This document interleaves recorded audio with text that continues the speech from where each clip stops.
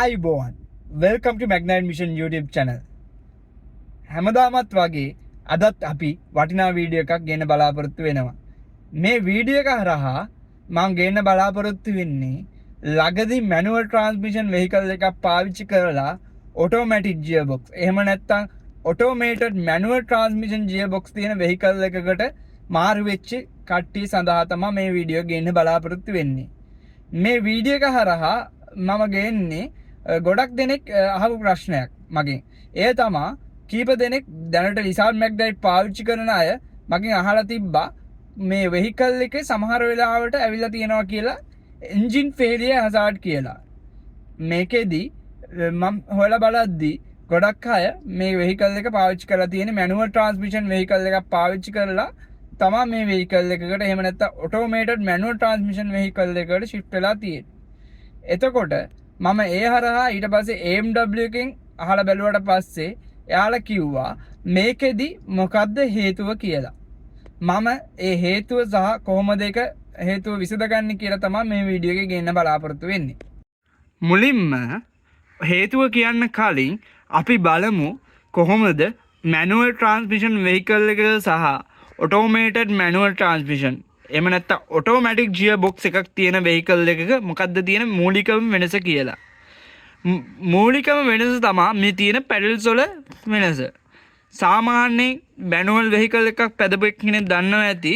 සාමාන්‍යයෙන් ඔයාලට පේනවා ඇති මේකෙදි මැනුවල් වෙහිකල් එකක නම් පැඩල්ස් විදියට තියෙනවා ඇස්ටරේටර් එක, බ්‍රේක් එක, තව ඊට වහා පැත්තෙන් තියෙනවා ක්ලච් එකක්. හැබැයි මේ ඔටෝමේටඩ් මැනුවල් ට්‍රාන්ස්මිෂන් එහෙම නැත්නම් ඔටෝමැටික් ගියර් බොක්ස් තියෙන වෙහිකල් එකක ක්ලච් එකක් ඉන්ක්ලූඩ් වෙන්නේ නැහැ. මේකෙදි ඔටෝමේටඩ් මැනුවල් ට්‍රාන්ස්මිෂන් එහෙම නැත්නම් ඔටෝමැටික් ගියර් බොක්ස් එකක් තියෙන වෙහිකල් එකක ඉන්ක්ලූඩ් වෙන්නේ ඇස්ටරේටර් එකයි බ්‍රේක් එකයි විතරයි. ක්ලච් එක කම්පියුටරයිස් සිස්ටම් එකකින් තමයි ක්ලච් එක ගියර්ස් මාරු කරන වැඩේ කරන්නේ.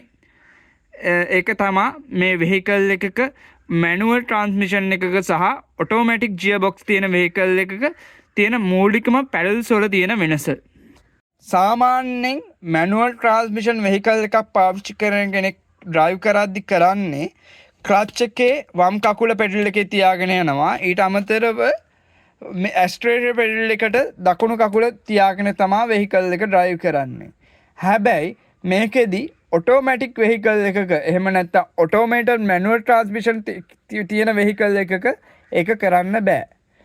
බැරි වෙලා හරි මම මේවා තියාගෙන ඉන්නවා වගේ ඇස්ටරේටර් බ්‍රේක් එකේ වම් කකුලයි දකුණු කකුලයි තියාගෙන හිටියොත් තමා මං කිව්වා වගේ අර එන්ජින් ෆේලියර් හසාඩ් එකක් කියන වර්නින් එක එන්නේ. මේකෙදි මේ වගේ මං ඇස්ටරේටර් දකුණු කකුලයි බ්‍රේක් එකේ වම් කකුලයි තියාගෙන හිටියොත් ඔටෝමැටිකලි වෙහිකල් එක මේකෙදි වර්නින් එක ඉන්ඩිකේට් කරන්න කලින් ස්ලෝ කරනවා. ඊට පස්සේ ඒත් ඩ්‍රයිවර් එක ගණන් ගන්න නැතුව ඩ්‍රයිව් කරන්න හැදුවොත් තමයි ඩෑෂ්බෝඩ් එකේදී අර මං කිව්වා වගේ එන්ජින් ෆේලියර් හසාඩ් එක වර්නින් එක එන්නේ. එතකොට මොකද්ද කරන්න පුළුවන්? එතකොට ඔයාලට කරන්න පුළුවන් දේ තමයි වෙහිකල් එක ස්ටොප් කරලා සාමාන්‍යයෙන් පොඩි වෙලාවක් විනාඩි 5ක් 10ක් ඒ වගේ පොඩි වෙලාවක් වෙහිකල් එක ස්ටොප් කරලා නවත්තලා එන්ජින් එක ඕෆ් කරලා විනාඩි 5ක් 10ක් අඩල් මෝඩ් එකේ තියලා ස්ටාර්ට් කරලා යනකොට ඒ වර්නින් එක අයින් කරගන්න පුළුවන්.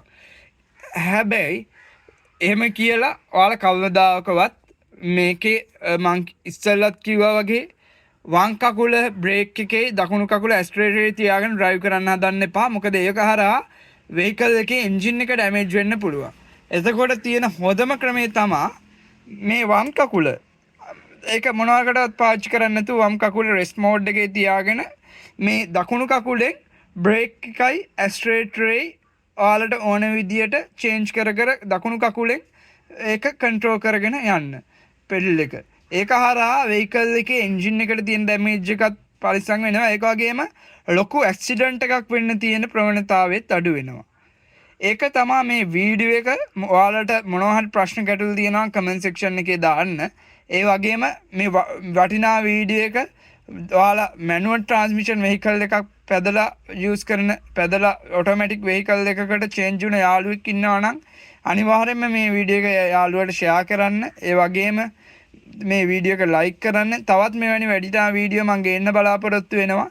ඒ නිසා අනිවාර්යයෙන්ම මේ channel එක subscribe කරන්න. ස්තුතියි.